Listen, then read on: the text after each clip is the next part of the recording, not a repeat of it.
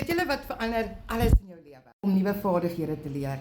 En soos die wêreld beweeg in nuwe maniere wat dit actually vir ons makliker en eenvoudig maak om vir onsself iets op te bou wat niemand kan wegvat nie. Ek werk vir 13 maande van my foon af en ek verdien in 'n currency 16, 17 keer sterker hier in Suid-Afrika.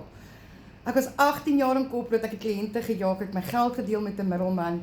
Ek het daai risiko op die pad deurgesit. Ek het weke lank vir my kinders afgewerk. Vandag kan ek vir jou sê dat enige Suid-Afrikaner wat bereid is om te leer, vandag vir my ekstra inkomste of dalk 'n myninkomste kan bou van jou foon af.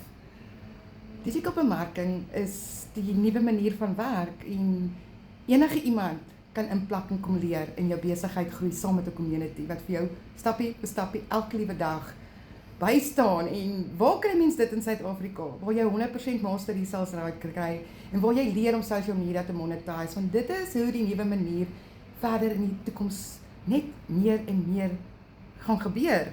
AI is besig om soveel mense wat hard geleer het, al education betaal het, se jobs oornag oor te vat. En as jy leer om social media te monetize, en jy leer hoe werk hierdie digitale space, gaan jy verbaas wees dat dit actually eenvoudig is.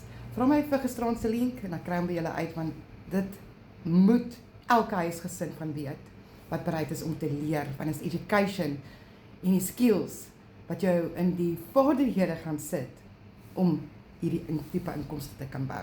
Jy moet net leer hoe.